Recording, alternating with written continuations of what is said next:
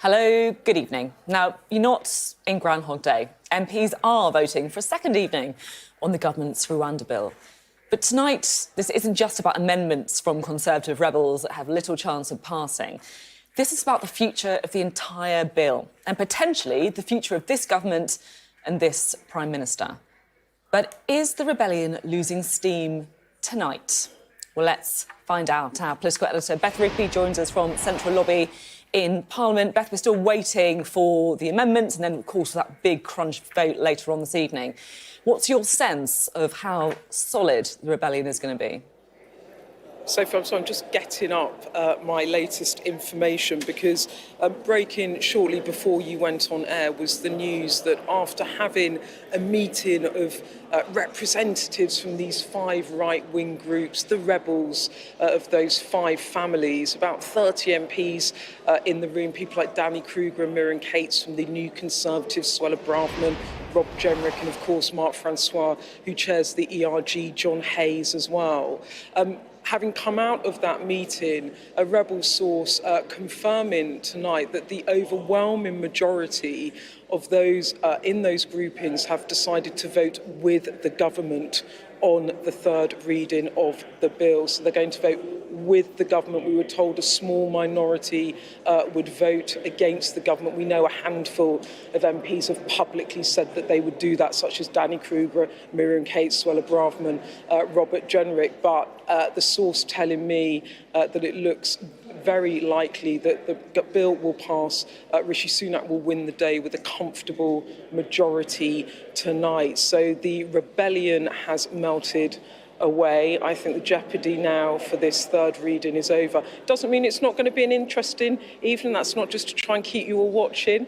There will be amendments. We'll get the generic amendment. That's around the Section 39s around stopping European international courts, keeping flights grounded. Let's see how big the rebellion on that is. You know, in context of a government victory, I have to also say that the mood from the room was, and the message was, we're really unhappy with this. We're unhappy with the Prime Minister. We don't like how the government has handled it, but we will hold our noses and vote with the bill. Why? Well, one rebel source said to me that they simply thought this in the end was a confidence issue and they didn't want the government to fall. But there was a warning still, which was, look, when it goes to the House of Lords and the Lords amend this bill and it comes back to the Commons, if it is in any way diluted, they will argue again to toughen it up. So to quote this figure, the Prime Minister is not out of the woods yet.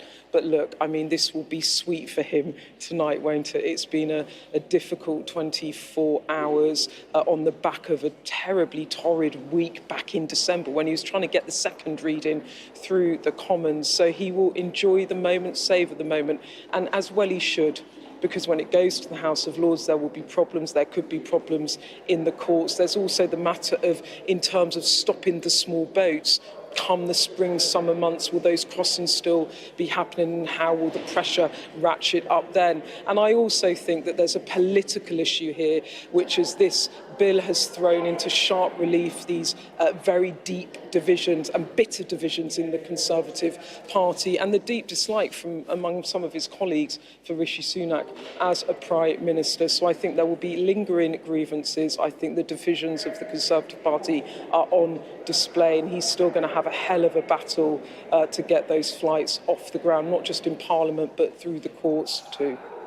Yeah, exactly. It comes down to those flights at the end, doesn't it? And I guess, Beth, you know, in some ways, it's no surprise, is it, that, look, it's an awful lot easier to vote for an amendment when that's not going to topple an entire piece of legislation than it is to vote against the Rwanda bill that the Prime Minister has really put at the centre of his premiership.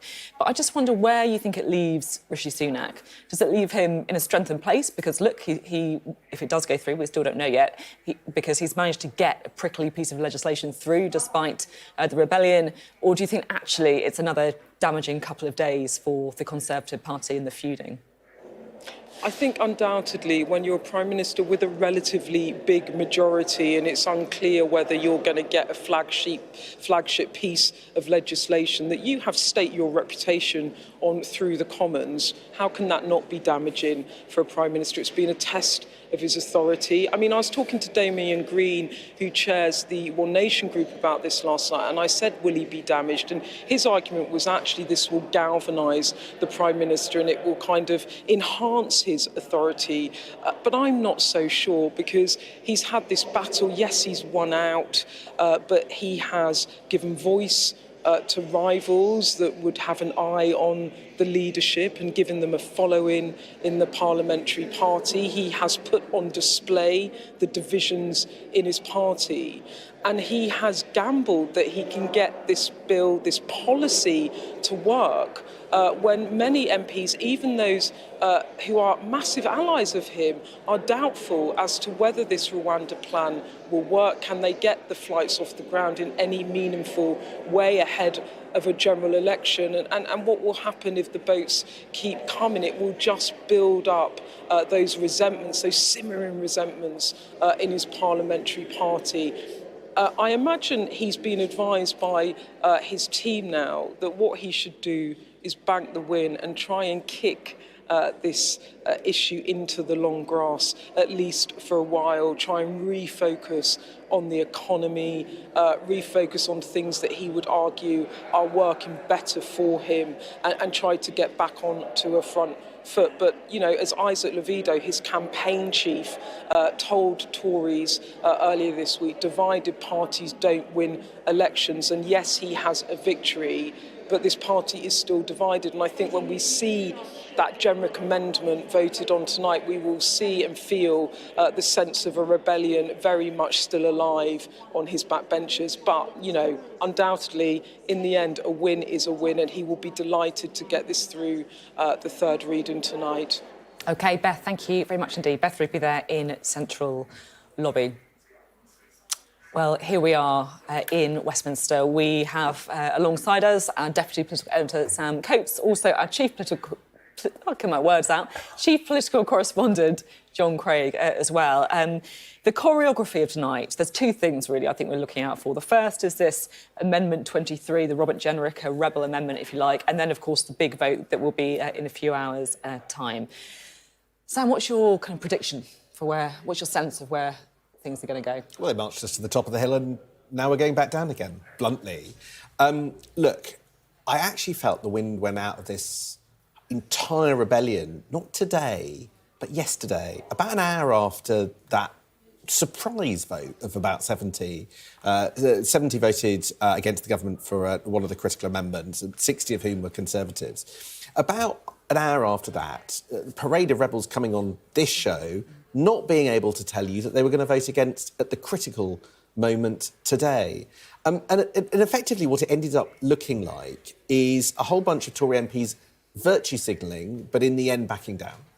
And I think that Number 10 will be very relieved where we are this evening. There have been big arguments through the day between different rebels. I understand one of the discussions going on in the rooms in Parliament has been whether or not they vote against or they all abstain. Incredibly, there's been a long discussion today about whether or not the cleverest thing for the rebels to do tactically is to sit on their hands. You know, when you listen to Suella Braverman make that extraordinary kind of speech in the Commons saying that the British voters will not forgive us if the government fails to stop channel crossings, and they would be right to do so. When you consider that the debate a couple of hours later in private is, maybe we'll just not vote. You know, it's a bit of a joke. You know, twice bitten, thrice shy. This is what happened with the Windsor Framework. The Brexiteer rebellion sort of petered out then. It happened before Christmas at an earlier stage of the Rwanda bill, and now it's happened again today. But my sense from the last 48 hours is that the government might have won this, but they feel quite a lot damaged by the process. This hasn't gone Number 10's way because of what Number 10 has particularly done. It's because Tory MPs have decided they can't face collapsing the government right now. I think Rishi Sunak is in a less strong position than he was on Monday. Yeah, it's really interesting to hear that. And actually, it's true, isn't it? You know, you can't just magic away 68, I think it was, people voting against the government in one of the amendments yesterday. Two tellers, yes. And plus the two tellers, John. I love it. This is But why that we always have John included Craig the with us. DUP in that first rebellion on the Bill Cash amendment. It was 10 fewer on the second one because the DUP abstained on that one. So 58, if you take that as Yeah. our kind of rump of rebellion. Where do those guys go? Well, I think we'd probably get a sizable rebellion on the latest Robert Jenrick amendment. It'll be interesting to see if they still have one last hurrah, if you like. I mean, I agree with Sam's analysis entirely, as you would expect. I mean, they did. You mentioned that the second reading vote, that's what they did. They abstained, where, of course, they got Rishi Sunak off the hook. Forget the feuding five families. We're the harmonious family We here certainly on are. the politics. Can I just take you through what we're expecting this evening? Because what is happening now is that Michael Tomlinson, who is the Minister for illegal migration, he is winding up the debate on the committee stage. He is the last speaker, and we expect him to speak till perhaps around about 5 to 7. Then the first vote is on a Robert Jenrick amendment. As you say, it's number 23. It's basically, what it says is that these Rule 39, well, I call them pyjama injunctions, because I'll tell you why, because they get a judge out of bed in Strasbourg in the middle of the night who gives an injunction which, as we've heard from Suella Braverman today, the Tory right do not like one little bit. Foreign courts, she kept saying. She spat it out with real venom in what was probably the standout speech of today. Yesterday was Robert Jenrick, today Suella Braverman. The Jenrick amendment says these injunctions should not be treated as binding on the UK and will not prevent removals to Rwanda or provide a discretion, but provide a discretion to ministers. Now, early this afternoon, there was talk of 11 votes in total, and that was because the SNP wanted to show that Labour's opposition to this bill was puny, feeble and ineffectual. They were threatening to vote on every stand part motion. Remember, we talked about these last night. Basically, when an amendment fails, they then have to have a vote to make sure that to put that clause into the bill. Often they go through on the nod, but not when it's contentious like this. We're now told that our guidance from our colleagues over in Parliament is there's going to be a total of 7 votes. So, number 1 is the Jenrick amendment, number 23. The next amendment or new clause being voted on is a Labour one, number 36, calling for a full impact assessment on the costs involved of the Rwanda scheme. That's number 2. And then a new clause 8, which is also Labour, a timetable on the plans for the deportations. The other 4 are these stand part motions which the SNP are forcing. They were talking about 8 earlier on. They've obviously backed down, only 4 now. And I think the reason is, I'll tell you why. An SNP MP told me they want to get the 11:45 sleeper from Euston to Glasgow, so they're only going to have 7 votes and not 11. Just in case you were wondering if Parliament can get any more bonkers, there you go. Thank you. You're watching the Politics Hub. Coming up next, we'll have plenty more from Westminster as MPs gear up for that crucial vote on the Rwanda bill.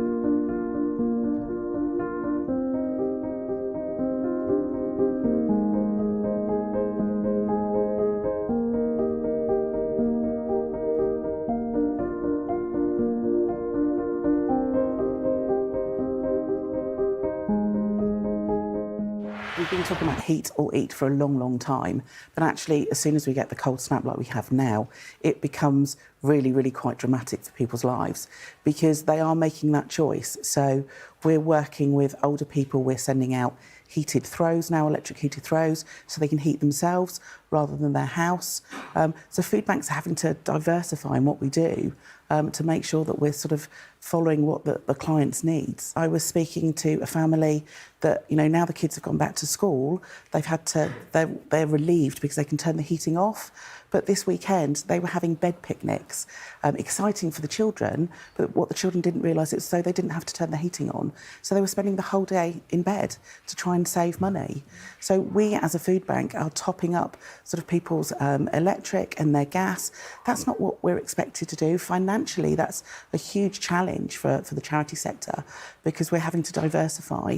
You know, it's not just about food anymore. Most food banks will ask for a professional referral, so speak to your social prescriber. So that's from statutory agencies or other charities. So speak to your social prescriber at your doctor's surgery.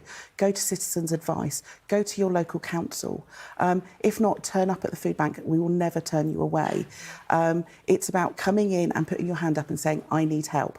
The charity sector are very, very good at what they do, and they have their fingers in lots of pies to be able to give you the support of, I can work out white goods, I can work out school uniform, I can do this, I can do that. And most charities will be the same. So come to us, talk, be brave. There is no stigma, there shouldn't be a stigma. It isn't your fault. Come to a food bank.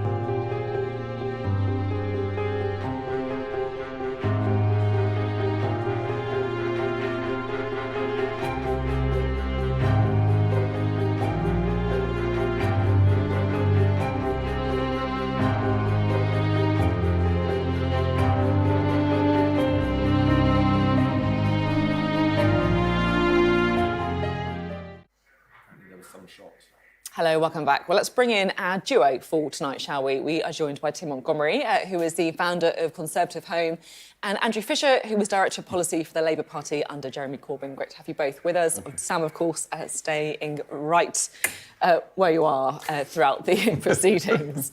Right, Tim, to you first. What are you expecting? I think the government will win tonight. A win as though in inverted commas, I think, Sophie, because even the rebels, the former now Tory vice chairman, deputy chairman, said that they would probably support tonight in their resignation letters.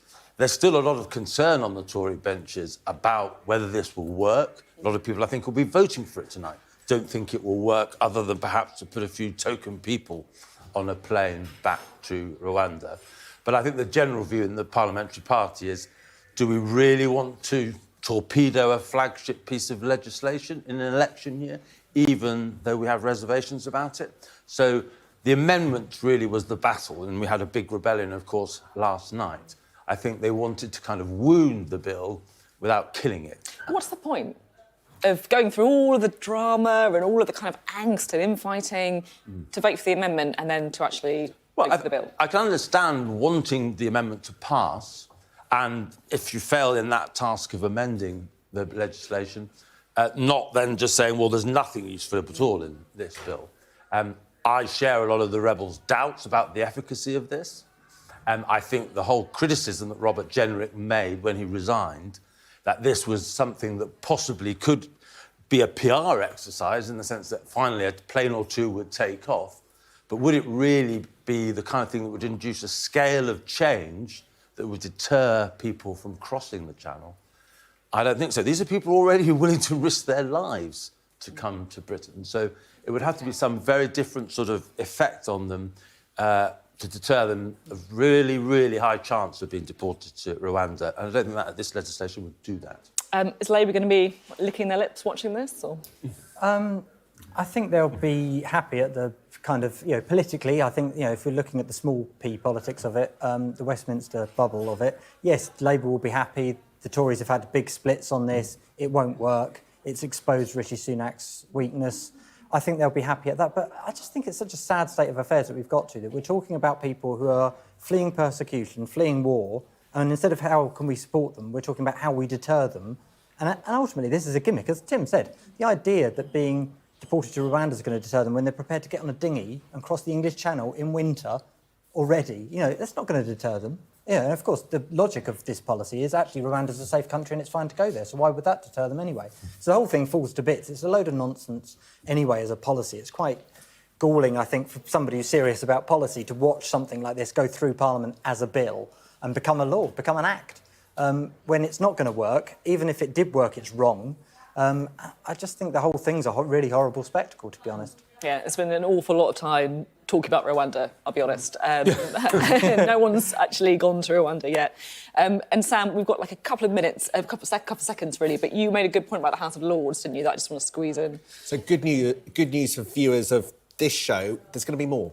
Because the chances are that the House of Lords actually makes the bill less palatable for Tory MPs. So when it comes back from the Lords in probably 6 to 8 weeks, there'll be more late-night debate and late-night votes as they try and change it back to where it is now. It's a long process yet to go.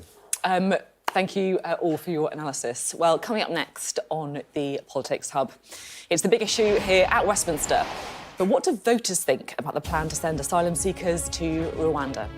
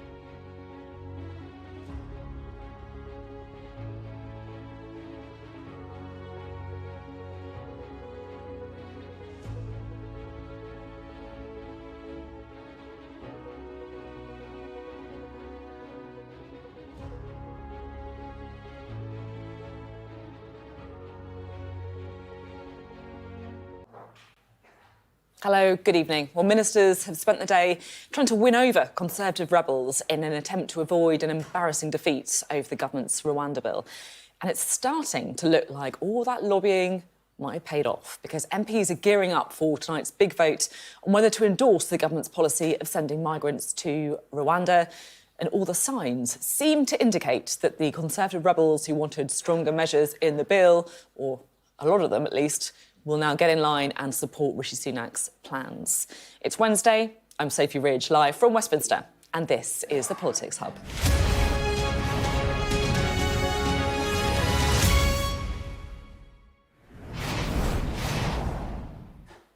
Well, this is the scene in the House of Commons right now. MPs voting on some of the amendments, some of the clauses ahead of that big vote that we're expecting in a couple of hours' time. The next interesting thing, really interesting thing to happen is the Robert Jenrick amendment, one of the rebel amendments designed to block last-minute injunctions from European judges. So we'll get that in the next 20 minutes or so. But in the meantime, let's talk to our political editor, Beth Ripley, who joins us from Central Lobby in Parliament. Beth, is the rebellion losing steam? I think it's not just lost steam. I think it's come to a grinding halt, Sophie. I mean, in the past hour, rebels from those 5 groupings on the right of the party confirming after a meeting this evening that the overwhelming majority will vote with the government on the third reading, so it looks set to pass the Commons. The rebel source telling me that it's highly likely that it will pass with a comfortable majority. A small minority are still going to vote against. So it looks like this rebellion has melted away. Why? Well, quite simply, when I put that to the rebel sources, you know, if you're so unhappy with the bill, if you think it won't work, if you don't like how the government has handled it, why on earth are you backing the Prime Minister? And the answer was quite straightforward: concerned that the government might fall if rebel MPs torpedo the Prime Minister's totemic flagship plan to try to tackle illegal migration. So very sweet moment, I think, that Rishi Sunak will savour. But the drama isn't quite over yet, because as you were saying, there is this Robert Jenrick amendment. Now, last night, dozens of Tories backed these rebel amendments to give the government a bloody nose, really, to show the strength of numbers, and we're expecting the Jenrick amendment, according to one source that was in that room, to get quite a strong turnout. So let's see how it goes. The Bill Cash amendment yesterday got about 60 votes. Another Jenrick amendment, I think that was about trying to limit individual court claims. I think that got about in the mid-50s. So let's see what happens with that amendment. It will give us a sense of the rebel grouping. But in the end, when it comes to the really big decisive vote, they have, if you like, bottled it, some would say. Others would say they've had no choice because they don't, in the end, want to collapse the government. And interestingly, I spoke to Jacob Rees-Mogg, so Jacob Rees-Mogg coming out of that meeting tonight. He had voiced concerns about the bill, and in the end, he told me he will vote for it. And I imagine that it's partly because he does not want to destabilise a government that is already struggling and, you know, 18, 19 points behind Labour in the polls. I think some people might be wondering, you know, OK, so the rebels have successfully damaged the Prime Minister in an election year, but they haven't successfully damaged the bill that they don't like. I mean, what's the point of the last 24 hours? Well, look, I think the point of the last 24 hours for the rebels was to kind of make their case. There's lots of sort of layers to this. There's, on the one hand, they're signalling to their constituents that they want to be tough on this. You know, Lee Anderson, a deputy party chair, and Brendan Clark-Smith, another deputy party chair in red wall seats, they quit over this. You know, there's sort of MPs' calculations about what do they say on the doorstep if this issue is raised. That's going on. There's others that have decided to break with Rishi Sunak, that perhaps fancy a tilt at the leadership in the future, and this is an issue in which they perhaps think they can get a gathering and a following in the party. I mean, remember that Boris Johnson backed Brexit, and that really helped him when he wanted to become party leader. I think there was also a sense of They wanted to test the water. Could they push the government? Could they make the Prime Minister blink? In the end, of course, he had to hold his ground. He can't concede to rebels when he said he's gone as far as he could go. And he was in a rock and a hard place because he had the One Nation side, the moderate side, warning that if he tried to tighten up the bill, they would rebel. But look, it's really far from over because, yes, he's got it through the Commons, but now it's got to go to the House of Lords. There was a committee of the House of Lords, some peers today. They issued a statement saying that they don't believe that this bill does render Rwanda, so I'm looking to see if I can grab anyone for you, Sophie, this bill doesn't render Rwanda a safe country. There's high expectations that in the House of Lords that this bill will be amended and diluted. Then it has to come back to the Commons, and then the rebels will go again. I mean, one of them saying tonight the Prime Minister is by no means out of the woods yet, because this is just stage one of getting it through the Commons. So I think we're going to have a number of running battles to go. But I think politically, for a Prime Minister to make Rwanda and getting flights off the ground the flagship totemic policy of a premiership, when it divides his party so deeply and publicly, was perhaps politically not a smart move. But he's made his bed and he's got to lie in it. He gets through today, but that does not mean that this is in any way over. Right, Beth, I'm going to let you go and try and grab some MPs. Something tells me they might be a little bit more reticent to talk tonight. I'm afraid, I really feel that. My really, best efforts, Sophie. My biggest smile, they keep saying no. That really, I'll be honest, that brings me absolutely no surprise. Not because of your negotiating skills, but because something tells me they might be a little bit less happy to talk this evening. Thanks very much, Beth. Right, let's talk to our Deputy Political Editor, Sam Coates, shall we, who is here with us now. What's going on then, do you think? Well, they marched us up to the top of the hill and they've marched us back down again, those rebels. Look, Beth set out absolutely correctly the politics of this. I just want to pivot to a different area. It's the policy area of this, because really the division at the heart of this row between two wings of the Conservative Party all boils down to whether or not Britain should continue to be a member of the European Convention of Human Rights. And the different combination of all these amendments that keep being voted on, they're all different ways of trying to pick apart whether or not. And the rebels, basically, don't want international law, and particularly the Convention as enforced by the Strasbourg Court, to continue to apply to the UK, because they think it makes all these issues around migration too hard to deal. And then the government, Rishi Sunak, and One Nation MPs and a lot of Tory MPs actually think that we should stay part of that. It'd be a huge, great fight to come out. Might even need a referendum. That division within the Conservative Party is absolutely sort of irreconcilable. The two sides, there can be no compromise between those two sides in this debate. And it's just one of the several chasms that there are right now in the Tory party. You know, when you look at the span of the Parliament, 4 Parliament, 3 Prime Ministers, the Tory party has gone through loads of different versions of, Prime Minister and policy, and is confused as to what it stands for. And this is a very good example of that. I'm just going to take you live to the Commons to just have a little look at what is happening now. You can see loads of MPs there, and what they are now doing is voting on the Robert Jenrick amendment to the Rwanda bill. Now, this is a rebel amendment. It's effectively designed to block last-minute injunctions from European judges that would stop flights to Rwanda full of asylum seekers. So that amendment proposed by Robert Jenrick, who, of course, was the immigration minister until he resigned in protest about the Rwanda bill. He wants it toughened up. Right, let's bring in our duo for the evening, shall we? That's Tim Montgomerie and Andrew Fisher. Andrew, Sam was talking about the policy there, and I know that you're always quite hot on policy. If this means, after tonight, we are going to see the Rwanda bill passing and going through, do you think that's going to mean we're going to see flights taking off? No, I don't. And I think there's a reason for that, is we haven't come out of the European Convention on Human Rights, and whichever amendment passes, as Sam was alluding to, it's not a pick-a-mix thing. You're either part of the European Convention on Human Rights or you're not. You can't say, I recognise that court and abide by that law when it suits me, but at other times I've got a law that skirts around it. It'll be challenged in the courts, the bill, and probably struck down. And let's remember, this bill was struck down not by a foreign court, but by the UK Supreme Court.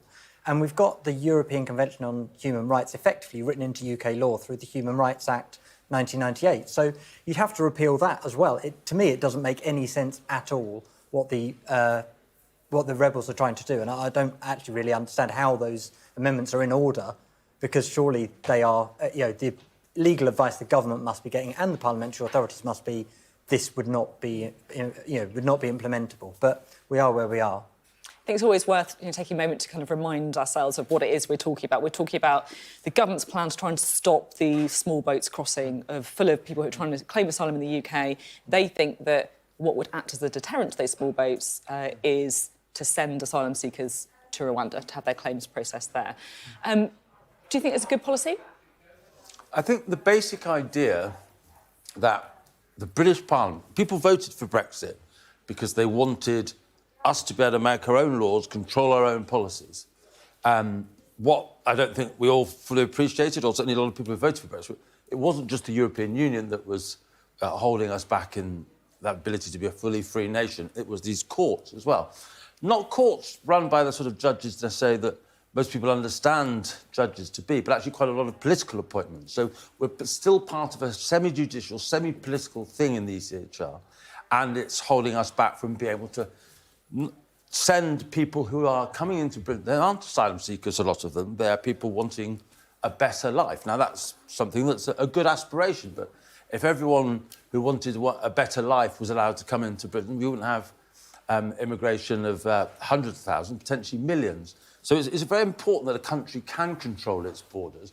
And I agree with a lot of what Andrew's just said. It's a thicket. It's a very difficult and complex issue. But fundamentally, the issue is, how do we get to a place where the British people and the people that represent them in Parliament can police and manage the borders of this country? And although I don't agree with the Rwanda policy that the government is pursuing, the basic objective that we should be able to determine this is the right one.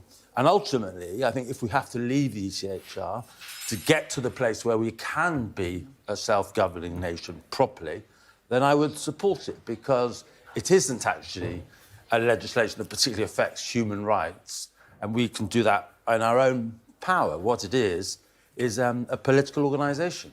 You want to come back, I think? Yeah, I mean, look, we're a signatory to the Geneva Convention on Refugees as well. We'd have to pull out of that if we didn't do that. If we're outside the ECHR, then we're in the company of Belarus and Russia, alone in Europe. They are the only other two countries on the European continent that are not part of the European Convention on Human Rights. So it puts us in pretty bad company, and I think it tells us something. But this is a delusion about Brexit and global trade and global migration. You can't just make your own rules isolated from the rest of the world. We live in a global community, and we have to negotiate. And actually, pooling our sovereignty often makes us stronger and more powerful rather than weaker. And I think that's the kind of myth of Brexit, really. Really interesting to hear the kind of disagreement. I love it. We're kind of deep diving into the policy, which is important to do, as well as looking at the political theatre that we're seeing this evening as well. Talking of political theatre, Sam, it's not just going to end after this evening, is it? No. So if it goes through tonight, all that's happened is that the Rwanda bill has got through the common stages, the first load of common stages. So it then goes to the House of Lords, probably around the last week of January. The House of Lords will spend somewhere between 4 to 6 weeks scrutinising it. If they do it at the usual pace and, there aren't any big problems there. Now, the House of Lords collectively have two big decisions to make. First of all, do they pass it at all? And secondly, whether or not the lawyers, and there are many lawyers who have expressed concerns, the sort of lawyers and opposition MPs in the House of Lords decide to try and change it, to amend it, in order to water it down or basically scupper it. And there is a reasonable chance that the bill enters, choppy water in the House of Lords. And it may well then come out of the House of Lords and back to the House of Commons in a form that the government can't support. And we may end up having all of these debates and all of these votes all over again as MPs are forced to choose. Now, I think, given everything that's happened, you can be pretty certain that if it comes back in a form that MPs don't like, they amend it again, and you get what's called ping-pong between the House of Lords and the House of Commons. As the two chambers fight it out, often eventually the House of Commons wins. But the big problem for that is it's just going to drag on and on and on and on. At the earliest, I think the bill will become law in about mid-March. But if the two chambers, the Lords and the Commons, start fighting, then it could drag on for potentially weeks more. And Rishi Sunak doesn't have weeks. You know, at the very latest, we're expecting an election in November. I think the political theatre, or rather the sort of political mess that we've got, will not necessarily inspire voters. So, you know, we've got a lot more of this to go. Will flights to Rwanda take off before the next election, Tim? I think there'll be one or two, but it will be pointless. And I so agree with what Sam has just been saying. What I get from a lot of Tory MPs who agree with the aim of controlling immigration, but they say the only way we're going to start making progress is if we attach a price to voting Labour. If we sort of... Some of us are old enough to remember the 1992 election campaign, when all over the country there was these billboards of a bombshell, and it said you'll pay £1,250 more tax under Labour. A lot of Tory MPs say the only way we make progress is going on that economic issue, not just at the last minute, but throughout the next few months, pounding the cost, particularly of Labour's environmental policies. And the problem is, Sam is right, we aren't going to be talking... This isn't the last time we're going to be talking about Rwanda. And the more we talk about Rwanda, the less we can have that debate with Andrew's party on the economy. Well, Keir Starmer's been pretty careful, I think, about not going for this sort of tax rise argument. Yeah, I mean, the argument about our environmental policies are investment, which you need massive investment in order to change the economy into a more carbon-free economy. Every country is going to do that. The question is the pace, the question is how you do it. Is it private-led, is it public-led? And every country is going to do it very much strategically led by the state, by the government. Otherwise, it's not going to happen because there's such inertia to get over. So I think Labour's policies are actually broadly in line. If you look at them in comparison with Germany or the US, they're actually very modest. I would say they need to be on a much bigger scale, and we need to have a much bigger argument about the level of borrowing and investment in this country. Okay. There's a price tag for it, though, and it should be, in a lot of Tories' eyes, the debate, not Rwanda. OK, right. Well, let's hear from the Labour Party next, shall we? Liz Kendall, the Shadow Work and Pension Secretary, joins us now from Central Lobby. I'm sure you've just been voting, so we appreciate you squeezing us in a busy evening in the House of Commons. Sounds like it's going to be a win for the Prime Minister, then. Sorry, say that again, Sophie. It sounds like it's going to be a win for the Prime Minister later. I think he'll get the bill through, but it might be the new year, Sophie, but we've seen, you know, a repeat of a divided Tory party, a weak Prime Minister who can't get the backing of his two deputy chairmen who've resigned. And this is a serious issue that requires a workable plan, which Labour is putting forward on cracking down on the criminal gangs and ending hotel use by sorting out the backlog in asylum claims. And I cannot believe we are here again, yet more hours on this unworkable scheme. I mean, Einstein's definition of madness was to keep doing the same thing over and over again and expect a different result. And that's what we're seeing. And I think the public thinks, they look here, they see rows and divisions with the Tory party more concerned about their own jobs and future than the jobs and future of the country. There are so many challenges we've got on immigration, but critically on the cost of living crisis, the economy and the state of our public services. And people desperately want change. And the challenge for us as a Labour Party is to show that we do have that change. We've changed our party and we have a plan to change the country. I think that's what my constituents and people in Wellingborough and across the country that I've been speaking to really want to see. You know, I guess what the government would say to this is, look, at least we're trying to do something when it comes to the small boats crossings. At least we're trying to get some kind of deterrent. That would be the argument that Number 10 would make. What exactly is Labour trying to do? Well, our plan is to crack down on the criminal gangs who are driving this. That is easier said than done, if I may. That is easier said than done, to crack down on the criminal gangs. You know, if it was that easy, every country in the world would be doing it. well, why isn't the government doing what we're proposing, which is to treble the number of people working on an elite cross-border force? Why aren't they tracking down and following the money? Why aren't they disrupting the networks? These boats are made to measure. Why aren't they boosting the number of specialist staff who can get those backlogs down and end the fact that we're spending £8 million a day on hotels? I mean, we've seen convictions for people smugglers drop by a third, returns to other countries halved since Labour was in office. I mean, I believe this is a serious issue that people want to address, but forgive me, you know, all this time, £400 million and not a single person sent back to Rwanda. And in fact, as we heard today in Prime Minister's questions, more than 4,000 people who'd been identified to be returned to Rwanda completely lost. I mean, the public knows things are hard, but they look at this confusion, total incompetence, and I think most people, they just want a competent government. They want to be able to pay their bills, see a GP, get a train, be able to live their lives. And they are not getting that from the Tory government. And I know that is hard to persuade people. We have an alternative plan, but that is what we're setting out to do this year. Show people that change is possible, because I think they've had the hope for change kicked out of them over recent years. What would you put the chances at for a flight to Rwanda with asylum seekers on it taking off before the next election? I mean, as somebody who studied history at university, my past experience would tell me not much of a chance. If you've seen what's happened so far, I cannot believe they've spent 400 million and not a single person sent back. They need a different approach. They need a different plan. But the problem here, I think, is that Rishi Sunak is weak. He's tried to get the right of his party on board. He has, though, hasn't he? It looks like they are going to vote for it, though. Yeah, but look at all of the chaos and division that's happened. I mean, listen, they'll probably back him on this bill because what they don't want is an election because they fear they'll lose their seats. And I think the public sees that. They see people, positioning themselves for a future Tory leadership election, not focusing on what really matters to them. And our challenge is to show that politics does matter.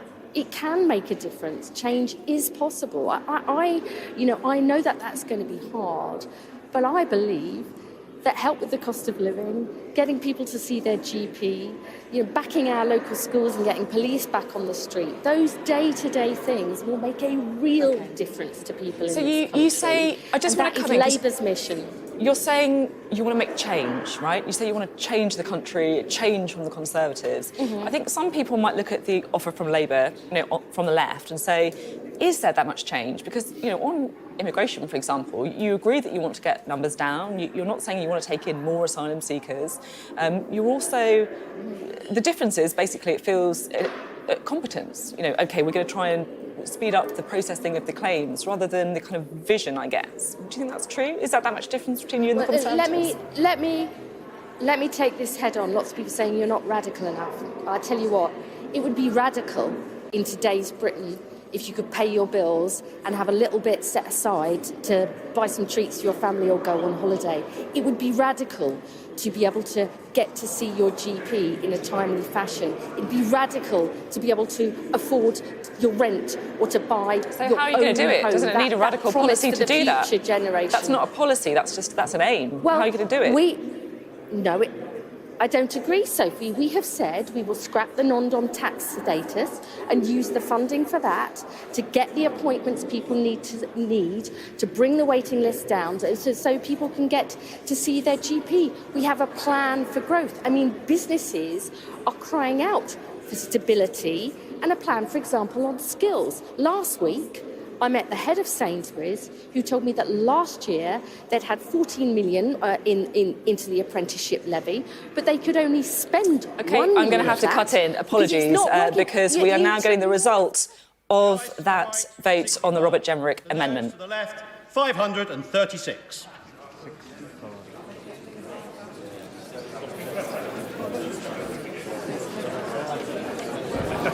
The ayes to the right, 65. The noes to the left, 536. So the noes have it. The noes have it. And look. Well, there you go. That is the result of the rebel amendment proposed by Robert Jenrick. Amendment 23, designed to block last-minute injunctions from European judges stopping flights to Rwanda. 65 MPs voting in favour of that amendment and against the government. And just for comparison, yesterday, the numbers on those rebel amendments were 68 and 58 respectively. So a similar number of rebels. But of course, this is not the crunch vote. That's the most important thing. This is not the big one.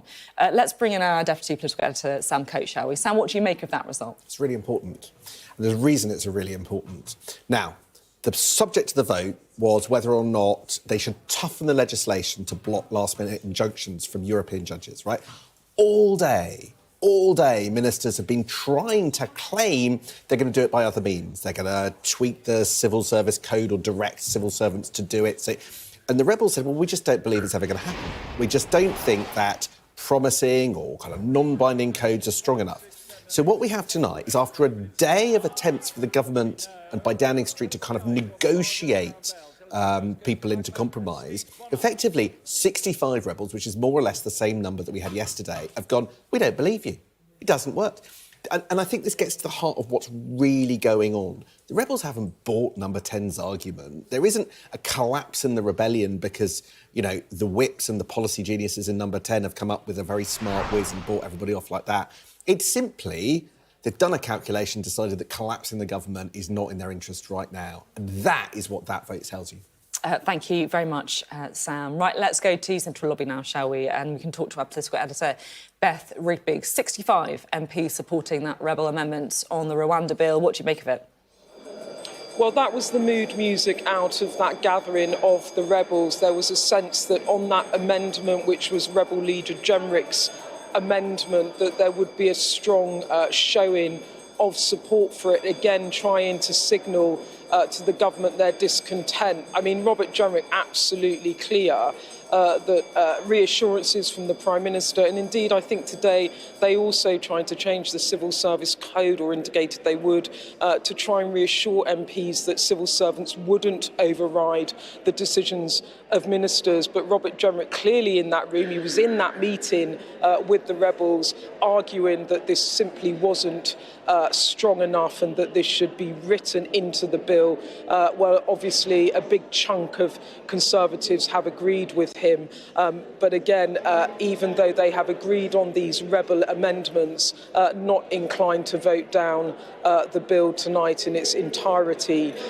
But still, it's a sign that they are agitated. They want to give the Prime Minister a bloody nose, but ultimately they're going to pull their punches on the actual substance of the bill. It doesn't mean that they aren't going to cause further problems, though, along the lines, particularly if it comes back from the House of Lords amended and diluted. I think there might be another row then, and it'd be interested to see whether the One Nation Tories would give ground to a Prime Minister wanting to strengthen that bill once more. So as one rebel source said to me tonight, and it's hard to disagree, there might be a win tonight, but the Prime Minister certainly not out of the woods in the bigger picture of getting this legislation, not just through the Commons, but through the Lords and onto the statute book. OK, Beth, thank you very much indeed. Beth Rigby there from Central Lobby. So, 65 rebels, the majority, we think, on the right of the Conservative Party. We haven't got the full list yet, giving the Prime Minister a bloody nose and voting for that rebel amendment. But, of course, the big vote, the vote on the third reading of the Rwanda bill, still to come. And it does feel like that is going to go the Prime Minister's way. Coming up next on the Politics Hub. It's the big issue here at Westminster. What do voters think about the plan to send asylum seekers to Rwanda?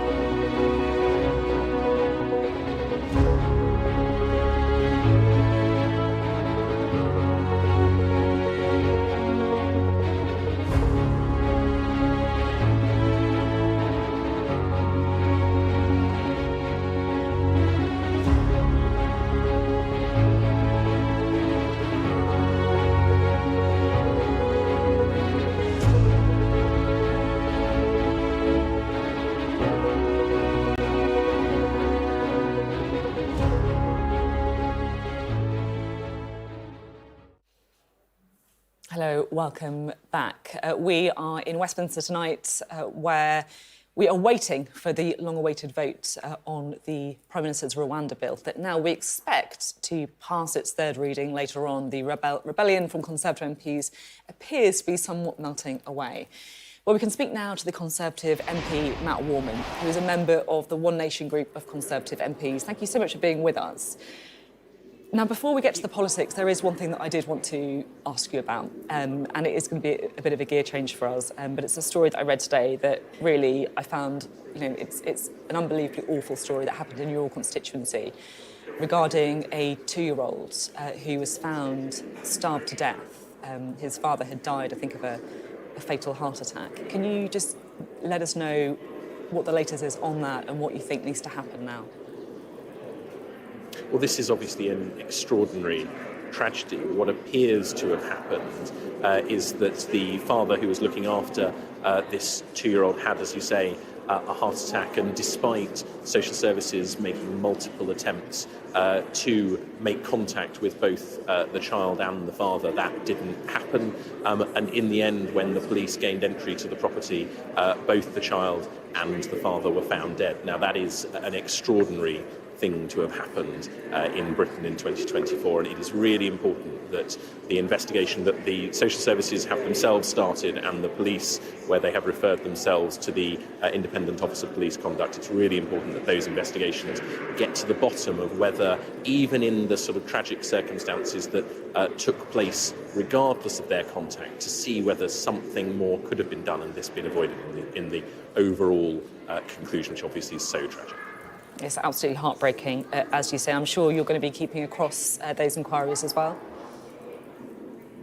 Absolutely, and I think what is important is that what the county council has called a rapid review needs to genuinely be rapid, and the police need to get to the bottom of this quickly, because it does seem as though both the police and social services were already involved. They already knew, as I say, both the father and Bronson, and for that to have not successfully secured his safety is clearly a failing on several levels. It's just absolutely heartbreaking. We're looking at some pictures of the little one as well, and it's just, honestly, it really does break your heart. Thank you so much for talking about that tonight. Matt Warman, MP for Boston and Skegness, where that tragedy took place. It's difficult to talk about anything else after that, but the Rwanda bill is an important policy that is impacting potentially many people as well. How do you think the vote is going to go later? Well, I think it does appear that the Conservative Party will vote for the Prime Minister's bill that does make really serious inroads into tackling this really important issue of illegal migration. But I do think it's also important to say that there clearly are going to be continuing attempts to change this bill. I think the downside of that is simply that it risks delaying tackling what's a really important issue. So I'd like to see us unite around it and get on with this as quickly as possible, because everyone agrees that it will make a really meaningful difference to this vital issue. I just can't get my head around what's happened over the last 24 hours. You had these massive rebellions, like really chunky rebellions yesterday and just a few moments ago with the Robert Jenrick. So loads of Conservative MPs saying, we don't like this legislation, we think it's terrible, we think that we want to give the Prime Minister bloody nose. But then they vote for it anyway. So what's the point of all the psychodrama other than just to damage your party? Well, I think people aren't saying that it is overall terrible. What they're saying is that some people would like to see parts of it change. Now, I would say there are good reasons not to change it, primarily because that might mean that it is much more susceptible to legal challenge, much less likely to work. But I think what you are seeing fundamentally is, regardless of people wanting to see the bill change, they all accept, or almost all accept, that it is significant progress on an issue that matters to constituents up and down the country, and getting on with doing it is certainly a significant bit of progress. I mean, you've been urging your colleagues to get behind this, to hold their noses if there are parts of it that they don't like. Yesterday, another MP from your wing of the party, the One Nation group, Damien Green, told me all of my colleagues are rational in their own way. Do you think that your colleagues have behaved in a rational way over the last 24 hours? I think certainly the conclusion is a logical one, and that would certainly be rational behaviour. What people have seen is that ultimately there is a choice here, and that choice is to accept something that they might not think is perfect, but they think makes progress, or to risk ending up with nothing at all. I think that is to say, well, I'd rather have something than nothing, regardless of what you think of it. That is certainly rational behaviour, and I'm glad that that appears to be the path that we're going down as a party, because it is really important, not just that we tackle this, but that we tackle all the other issues that matter hugely, whether that is the economy, whether that is the NHS, all of those things that fill up our inboxes, because immigration is a really important issue, but it's by no means the only one. I'm just going to ask a question from someone on Twitter, actually. They just tweeted me in the last kind of 20 minutes or so. Can someone please ask how Rwanda can be simultaneously both a safe country and a deterrent? Surely it can't be both. Well, no, I think it's very obvious that people want to come to Britain. They put themselves through perilous journeys crossing the Channel because they want to come to Britain. If they wanted to go to Rwanda, they would be going to a whole different series of routes. It's obvious that the thought of being sent to Britain and potentially to Rwanda is going to affect the decision-making processes of people who are trying to come to the UK. And just finally, chances of a flight to Rwanda taking off before the next election. Is it going to happen? I think it will, and I think this bill makes a crucial difference in doing it, and that is why, ultimately, it is tonight looking like it's going to secure the backing of a very significant majority of the Conservative Party. OK, thank you very much indeed. Matt Warman there, Thank who you. is voting alongside the government on the Rwanda bill later. Right, let's chat to Tim and Andrew, shall we? Tim, what do you make of Matt Warman? Actually, I think it's an interesting phenomenon in the Conservative Party, actually. We have talk of these 5 families. It seems to add up to quite a dysfunctional family in some ways to me. But we've known, particularly during the Brexit debate, we've got very familiar with people like Francois, and that on the sort of traditional right, Eurosceptic right. What's interesting is the biggest group that has emerged, single group, is this One Nation group, of which Matt is deputy leader, and Damien Green, former cabinet minister, former deputy prime minister, is the leader, and it's very well organised. And I think it's a very important development inside the Conservative Party, really. And so many MPs, sort of, when they finish their ministerial careers now, go off to retirement. You don't have that tradition in politics, which I regret, of people staying around, having experience and trying to help Parliament and the government from the backbenches. And Damien Green has really sort of altered the balance of the Parliamentary Party, really, by forming a very successful group. And I think we've seen it very powerfully over the Rwanda bill, but the moderate sort of centrist wing of the Conservative Party seems to be coming alive again, and it'll be interesting to see how that develops. It does feel slightly, doesn't it, like it's a battle for the future direction of the Conservative Party. 100%. Not just about Rwanda, but you can see those tribes, families, factions, whatever you want to call them, battling for supremacy. Andrew, before we come to you, I just want to bring you a bit of news, because we have now got the list. This is the voting list from the party. I am squinting to try and see it. I think Sam's got it, so I'm going to go to Sam at this point. So this is the list of people that voted for, but more for and against the Robert Jenrick amendment, that one about basically whether or not you could ignore Strasbourg European Convention of Human Rights instructions. OK, so 59 Conservatives voted. Let's look at some of the names.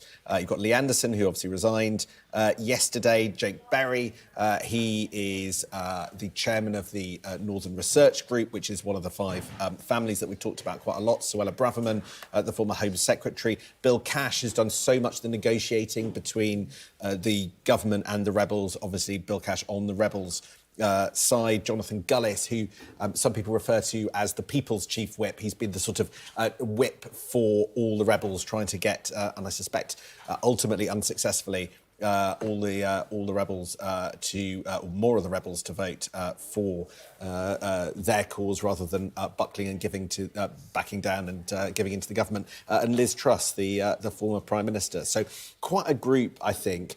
It is interesting how united the rebel group has been, except we expect them to go their separate ways and not rebel when the vote later this evening that really matters, because they could have teamed up with the opposition and brought this whole thing down, happens. So you've got, effectively, that vote is 61, because it's 59 voting plus 2 tellers, 61 Tory MPs saying, we listened to everything that the Minister said all day, we don't believe them, we're voting against it symbolically, but we're just going to have to put up with it. There you go. Thank you very much, Sam. Sam there with his, trusty computer, able to dig me out of that hole that I found myself in, which I appreciate. Right. All the drama is in the House of Commons tonight, but the reason that Rishi Sunak has persevered with the Rwanda policy, despite all of the trouble it's caused him, is that he believes it resonates with the voters he needs to turn out at the general election. Is he right? Our chief North of England correspondent, Greg Milam, has been speaking to people in Lee in Greater Manchester. The tranquil waters here could hardly feel further from the life and death turmoil on the English Channel. This is Lee, one of those places that turned against its Labour traditions 4 years ago, where the government says people want action on immigration. No one we spoke to thought Rwanda was the answer. The Rwanda bill does matter, as in, we were just discussing that this morning about the money that's been spent on it.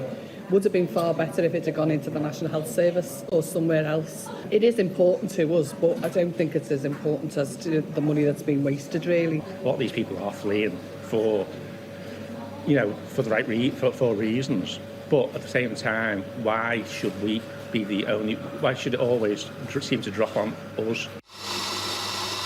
In fact, over lunch in the coffee house by the lake, they all said there had to be a better way. Well, it's about having the facilities in France to screen people coming across and to allow them to come across in safe and in a legal way.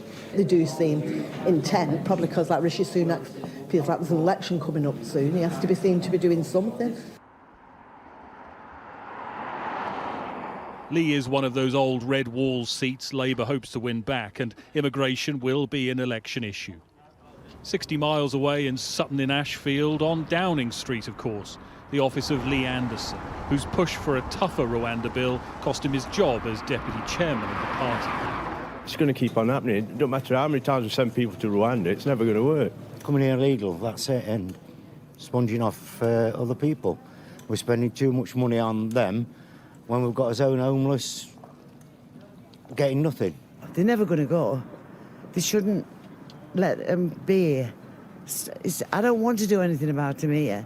I want to do it before they get here. In Lee, Mick Taylor is a familiar figure for his outreach work with asylum seekers. And even those coming for economic reasons, he says, aren't deterred by the Rwanda plan. They'll take any risk that comes their way. If they're prepared to risk coming across the channel in a flimsy rubber dinghy, going to Rwanda's barely going to put them off. And yet the government ploughs on. The calculation that here and across the country, it is what the people want. Greg Milam, Sky News, Lee. Well, we can speak now to the Conservative MP, Robin Miller, who joins us from Central Lobby. Very busy evening where you are, so thank you for coming down to talk to us today. How did you vote on the Robert Jenrick amendment then? So there were several amendments that Robert put forward. Obviously, perhaps the key one for me was Amendment 23, and that dealt with this issue of Clause 39. So that was the one, if you remember, back in June 22, when the flight for Rwanda was ready to take off, and it was stopped by a Strasbourg judge, and that was using Clause 39. So that amendment sought to change the default, if you like, the presumption that we would follow that ruling to one of we would make our own mind up on it. Sadly, that amendment failed. So you voted for that amendment that didn't go through. We can, I guess, take from that you want the Rwanda bill to be changed. So are you going to vote for the bill at third reading then, the big one tonight? Well, you make a really good point. It's worth just mentioning that within the Conservative Party there is actually a strong agreement on trying to get this done. The question is getting it done to the best possible extent. And I've certainly felt that there were things that needed to be strengthened, things that needed to be closed down to get to that point. Now that amendment has failed, we've still got probably 1 or 2 more votes this evening. And if the bill goes through unamended, then there will be a third reading vote. But I'm just waiting to see what those votes say. But at this moment, I expect I will vote and to support the bill, actually. Is that a difficult decision for you? It was. The committee stage which we've just been through has been all about testing ideas. So you put forward your amendments, you have the debate. It's a very grown-up debate, serious debate on serious issues by serious people. And if you can carry your colleagues, that's great. And if you can't, then for me, I will step back and say, OK, my colleagues haven't been persuaded by it. I will support the bill that's there. Crucially, the bill does strengthen things from the status quo that we have now. It just doesn't perhaps go as far as I think we need to go. You know, you say it's been like a serious debate among kind of serious people, but I just think some people watching this might think, actually, it looks a bit farcical. You know, we kind of keep getting marched up the hill, people coming out really strongly criticising the bill, saying they don't think it's going to work, making these big speeches about it, and then saying, oh, no, actually, you know what, we're going to back it in the end.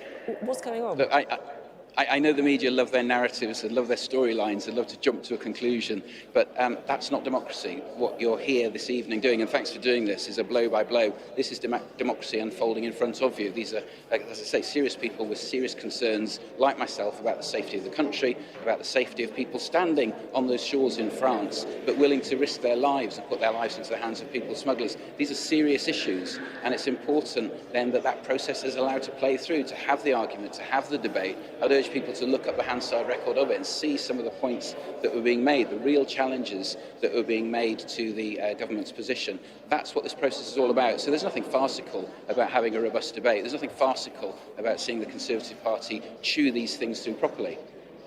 OK, thank you very much indeed for coming on the programme tonight. Robin Miller there, Conservative MP. Thank you. Well, let's talk to another Conservative MP, shall we? Former Cabinet Minister Therese Coffey. Good to have you with us. How have you been voting tonight? We had Amendment 23, Robert Jenrick's amendment. Did you go for that one, or did you side with the government? No, I didn't. I'm very keen to get this bill through unamended. There's an element, of course, I've not long left government. But this, after following the Illegal Migration Act, which I'll point out, of course, Labour opposed a lot of the things that we did then. This is addressing very specifically the ruling of the Supreme Court, and that's why trying to make sure that we have sufficient legislation that needs to get through both houses. I think that's important to state, that we just get this bill through, get it to the Lords, and basically challenge them, because frankly the people of this country, as is very clear in many polls and similar, and the feedback I get from constituents, they just want to make sure that we can get on, provide a deterrent, and make sure that people who come here illegally are not jumping the queue, but will also be treated fairly. Hand on heart, are you a bit frustrated with some of your colleagues this evening? You know, we're in an election year. It's said that divided parties don't win elections. You've looked pretty divided. Well, I think it's fair to say there's a significant number of the Parliamentary Party, but we're talking, 20% at most, who are concerned about that this bill does not go far enough. But I think it's important. This is part of parliamentary democracy that and the bell's just gone again for another division discussing this. I can't see what the enunciator says we're voting on next. But it's important that we have these important discussions about that. And it's why I'll be speaking in third reading, making the points I've just made. You know, we have to honour what it is that we said that we want to do. We have been somewhat frustrated in the courts, and that's why we're taking the action that we are. But what I will say is that, while colleagues who are pressing these amendments are, think it should go further, think that, every I and T should be dotted, watertight, all the rest of it, they have to be pragmatic and realistic. We've got to get this legislation through both houses. I believe that the assertions from our ministers that this will be enough to start making sure that we can process people through Rwanda and that will answer what the Supreme Court has asked for, and that's why I'm wholeheartedly supporting the bill. I know the bell's gone, so you probably need to hotfoot it. I'm going to squeeze in one more, but rip off your mic if you need to. I do understand. Are flights going to take off to Rwanda before the next election? I think they will. I think how can I put it? What I would not like to see is the Lords clearly opposing, in effect, what the government is doing, which is the will of the people, to basically saying that we want to treat legal immigrants fairly. There are routes for that to happen. We have been a very generous nation. And they also want to make sure that a sense of fair play is done, that people who, frankly, may well be desperate, but could have claimed asylum in France, could have claimed asylum in other countries in Europe as part of their journey. And I'm not doubting some of them will be fleeing real difficulties, others are coming for economic reasons, but it is that final journey where they are paying over a lot of money to criminals who frankly don't care if they live or die, and we've seen those very sad deaths again recently. But it's important to have that deterrent and recognise that actually the United Kingdom is a welcoming country. We have, of course, helped people from Syria, from Afghanistan into our country and to settle here, and we will continue to do so, but also opened up through the points-based system a legal immigration route too. So there's a variety of ways that we do have that, but I'm conscious that we need to try and make sure, I hope, on the third reading tonight, that we have a big majority, so a clear message sent to the Lords, and that we can get on with this and actually put this policy into action and get those planes flying as appropriate. OK, thank you very much. I better go, Sophie. You actually better go. Thank you. I don't want you to get in trouble with the whips. We'll be like looking at those divisional reviews thinking, hang on, these numbers don't add up. What's going on? Oh, it's because Theresa Coffey was chatting to us before the vote. Sam, I'm interested to get your thoughts. It feels like everyone's like, yeah, look, this is just democracy. We're having very serious grown-up conversations. You can see the script for Tory MPs tonight after this bloody and bruising couple of days, which is this is all about unity, that we, the Conservative Party, are on the same side, and the real difference is with Labour. And I just slightly wonder whether some of them have got fingers crossed behind their back as they say that, because it is... You have to take that with quite a bit of a pinch of salt. There is a massive divide at the heart of the Conservative Party on whether or not foreign courts, the European Convention of Human Rights, should or shouldn't apply. And the party are fundamentally tearing themselves apart. I have heard incredibly intemperate blue language used about each side, about the other. It has been much more than a healthy exercise in democracy, I'm afraid, however much they would rather forget as quickly as possible what's been going on. Thank you very much, Sam. Now, we haven't got much of time left on programme, so a quick kind of closing thought from you. Andrew, I want to come to you first. What's your, I guess, takeaway after this evening? I just think it's a really sad spectacle for our country. We're talking about people that are fleeing persecution and war, and we're saying, oh, they should claim asylum in France. More people claim asylum in France than do in the UK already.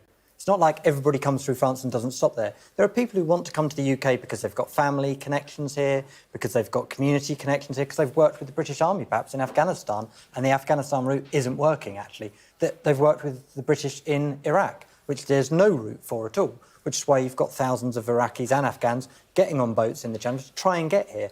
We are not. I mean, this is just... It's kind of level of irreality, I think, when Theresa Coffey says we're a welcoming nation. This entire debate is about deterrence, and everybody who comes here should get sent to Rwanda and no one should get here.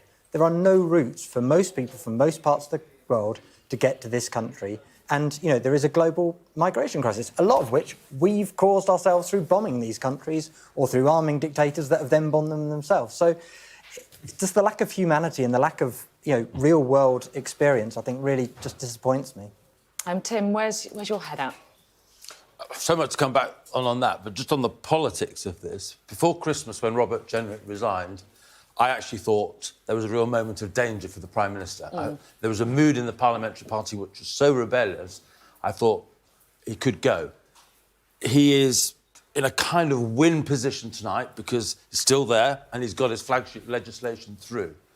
But the problem is 20% of his MPs rebelled. Many more don't really think this bill will do what it needs to, but didn't quite vote for it. The party's very divided. It's very unhappy. But compared to just before Christmas, it's staggering on. And people in Downing Street will be relieved at that, but it's got to be in perspective. Staggering on. It feels like that actually is quite an accurate summation of where we are. Sam, is that where you think the Prime Minister is too? Yeah, wounded, though. Yes, he won, but wounded. And...